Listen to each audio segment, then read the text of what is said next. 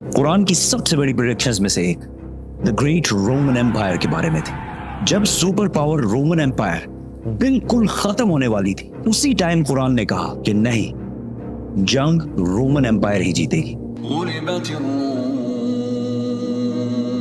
मक्का के एक गार में जिब्राइल अलैहिस्सलाम के मोहम्मद सल्लल्लाहु अलैहि वसल्लम को इकरा कहने के 8 साल पहले रोमन एम्पायर और पर्शियन एम्पायर, दो बड़ी सुपर पावर्स के दरमियान बहुत सख्त लड़ाई शुरू हो चुकी थी। ये ऐसे था कि आज अमेरिका और चाइना की फुल फ्लेज वॉर स्टार्ट हो जाए। इस जंग में पर्शियन एम्पायर ने रोमन एम्पायर को तबाह बर्बाद कर दिया था और पूरी दुनिया को ये लग रहा था कि रोमन एम्पायर, जो 1000 साल से दुनिया की सबसे बड़ी सुपर पावर थी, खत्म होने वाली है।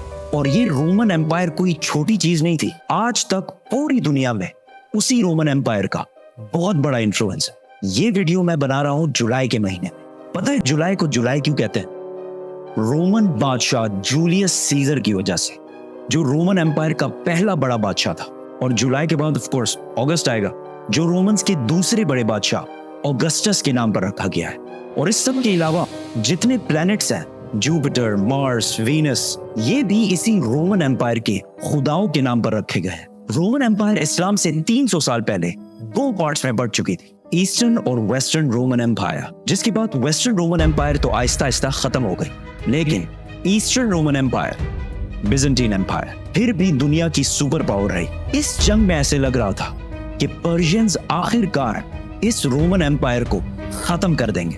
इतना बड़ा काम पर्शियंस कभी भी अकेले नहीं कर सकते थे अगर उनके पास रोमन एम्पायर के अवाम का सपोर्ट ना होता।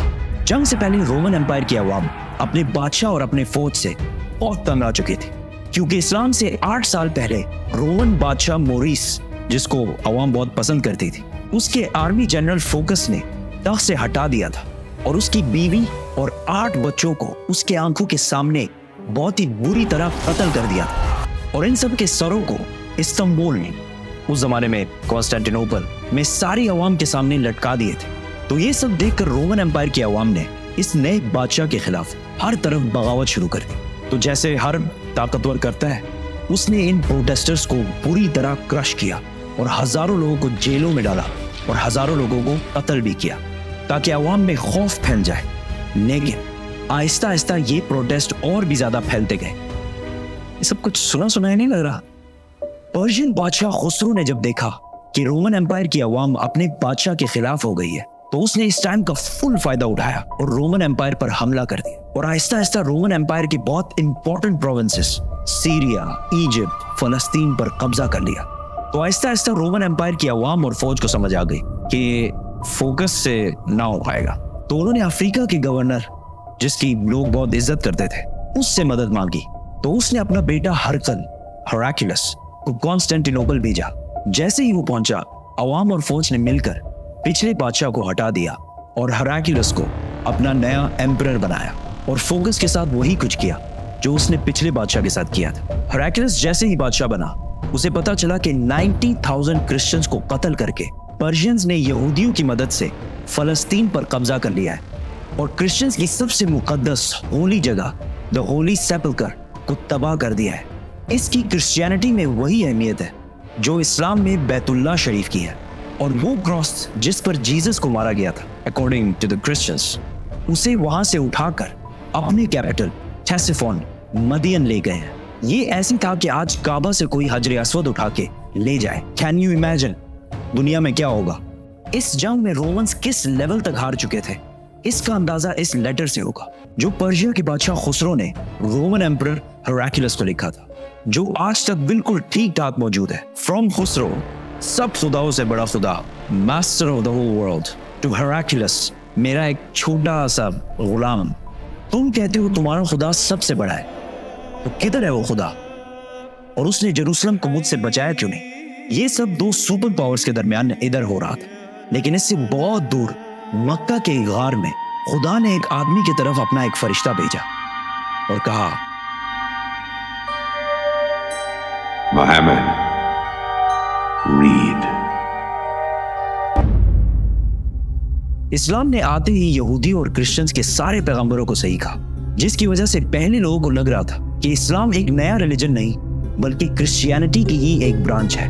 तो मक्का वाले मुसलमानों को ताने देने लगे کہ جس طرح آگ کی عبادت کرنے والے پرشینز نے رومن امپائر کو تباہ کر دیا ہے، اسی طرح تم مسلمانوں کو بھی تباہ کریں گے۔ اس ٹائم کرسچنز اور مسلمانوں کا ایک ہی حال تھا اور دونوں کا ان حالات سے نکلنا امپاسبل لگ رہا تھا۔ اتنے ٹینس اور سخت ٹائم میں اللہ نے قرآن کے سورہ روم میں رومنز اور مسلمانوں دونوں کی کامیابی کی پریڈکشن کی۔ بسم اللہ الرحمن الرحیم۔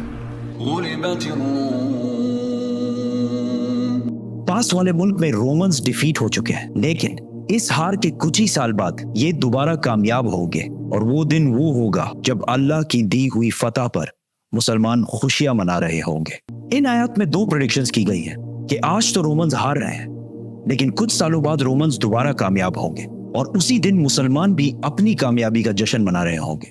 مکہ میں سب نے ان آیات کا بہت مذاق اڑایا کہ رومن امپائر کا بچ جانا امپاسبل ہے، لیکن حضرت ابو بکر رضی اللہ تعالیٰ عنہ کا اسلام کے پہلے دنوں میں ہی قرآن پر اتنا یقین تھا کہ انہوں نے مکہ کے ایک کافر سے شرط لگائی کہ اگر رومنز 3 سال بعد کامیاب نہ ہوئے تو میں تمہیں 10 اونٹ دوں گا، اور اگر کامیاب ہو گئے تو اس ٹائم تک اسلام میں گیمبلنگ اور شرط لگانا بین نہیں ہوا تھا۔ جب رسول اللہ صلی اللہ علیہ وسلم کو اس شرط کا پتہ چلا تو انہوں نے ابو بکر رضی اللہ تعالیٰ عنہ سے کہا کہ اس شرط میں 3 سال کا ٹائم بڑھا کر 10 سال کر دو، اور اونٹ 10 سے بڑھا کر 100 کر دو۔ اس کافر نے یہ ٹرمز آسانی سے مان لیے کیونکہ رومنز کا جیتنا امپاسبل ہو چکا تھا۔ برٹش ہسٹورین ایڈورڈ ڈیبون، جس نے رومن امپائر پر 6 والیومز کی کتاب لکھی ہے، اس نے بھی لکھا ہے کہ قرآن کی اس پروفیسی کا 7-8 سال کے بعد بھی پورا ہونے کا کوئی چانس نہیں لگ رہا تھا، کیونکہ پرشینز بالکل رومن امپائر کی کیپٹل کانسٹینٹینوپل کے پاس پہنچ چکے تھے اور اسے چاروں طرف سے گھیر لیا تھا، بٹ کانسٹینٹینوپل کو فتح کرنا امپاسبل تھا، اور اس واقعے کے 900 سال بعد تک بھی کانسٹینٹینوپل کو کوئی فتح نہیں کر سکتا۔ آخر اسے آٹومن امپائر عثمانیہ سلطنت کے صرف 21 ایئر اولڈ سلطان محمد نے کشتیاں پہاڑوں پر چڑھا کر اسے فتح کیا تھا۔ And I can't wait to tell that story. So, subscribe.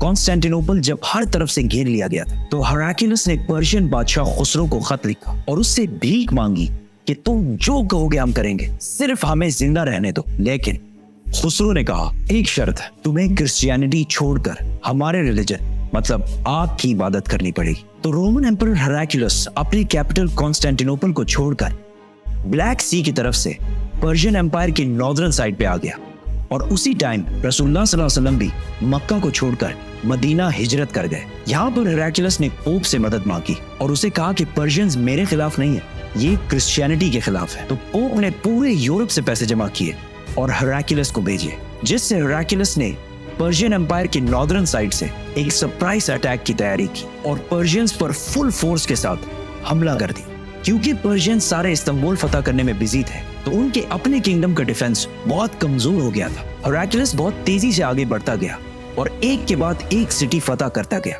اور آخر کار وہ اس سٹی پہنچا جو پرشینز کے لیے سب سے ہولی سٹی تھی، جو پرشینز کا مکہ تھا، جس میں ان کا سب سے بڑا آگ کا ٹیمپل بھی تھا، جس میں آگ بہت سالوں سے جل رہی تھی۔ تو ہراکلیس نے اپنا پورا بدلہ لیا اور اس سٹی کو اسی طرح تباہ کیا جس طرح انہوں نے جیروسلم کو تباہ کیا تھا۔ اس واقعے کے بعد گیم کمپلیٹلی چینج ہونے لگی اور یہ کئی سالوں میں رومنز کی پہلی بڑی جیت تھی، اور وہ اس کے بعد اپنی کھوئی ہوئی سلطنت دوبارہ حاصل کرنے لگے۔ اور اسی ٹائم صرف 313 مسلمانوں نے مکہ کے کافروں کو جنگ بدر میں ہرا دیا اور اپنی پہلی جنگ جیتنے کا جشن منانے لگے، اور قرآن کی پروفیسی پوری ہو گئی۔ ابو بکر رضی اللہ تعالیٰ عنہ نے جو شرط لگائی تھی وہ جیت گئے، اور مکہ کے اس بندے نے اسے 100 اونٹ دیے، لیکن اس ٹائم اسلام میں گیمبلنگ اور شرط لگانا حرام ہو چکا تھا۔ تو رسول اللہ صلی اللہ علیہ وسلم نے کہا کہ یہ 100 کے 100 اونٹ غریبوں میں بانٹ دو۔ ہراکلیس آگے بڑھتا گیا اور آخر پرشیا کے کیپٹل ٹیسیفون مدین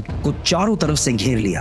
پرشینز کو جب کوئی اور امید نظر نہیں آئی تو خسرو کے بیٹے نے اپنے باپ اور اپنے 18 بھائیوں کے سر کاٹ دیے اور رومن امپائر کے سامنے سرنڈر کر دیا، اور اس جنگ میں رومن امپائر کا جتنا نقصان ہوا تھا وہ سارے پیسے واپس کرنے کا وعدہ کیا اور اپنی ساری فوج کو رومن امپائر سے واپس بلا لیا۔ مطلب پرشین امپائر بہت ہی بری طرح ہار گئی۔ رومن امپائر نے اس کراس کو جو پرشینز جیروسلم سے بہت غرور میں لے کر گئے تھے واپس لایا اور اسے اسی جگہ پر رکھا جہاں وہ پہلے تھا، اور اسی سال مسلمانوں اور مکہ والوں کے درمیان صلح حدیبیہ کی ہسٹورک ایگریمنٹ ہوئی، جس سے مسلمانوں کی تقدیر ہمیشہ کے لیے بدل گئی۔ اور قرآن نے اسے ایک بہت بڑی فتح کہا۔ ہراکلس اب تو دنیا کا سب سے طاقتور بادشاہ بن گیا تھا، لیکن صلح حدیبیہ کے کچھ ہی عرصے بعد رسول اللہ صلی اللہ علیہ وسلم نے اسی ہراکلس کو ایک لیٹر لکھا اور اسے اسلام کی دعوت دی، لیکن ہراکلس نہیں مانا اور اگلے کچھ ہی سالوں میں مسلمانوں نے آلموسٹ پوری رومن ایمپائر کو فتح کر لیا، اور صرف رومن ایمپائر کو نہیں، پرشین ایمپائر کو بھی فتح کر لیا، اور آج تک مسلمانوں سے یہ علاقے دوبارہ کوئی بھی نہیں چھین سکا۔ سبسکرائب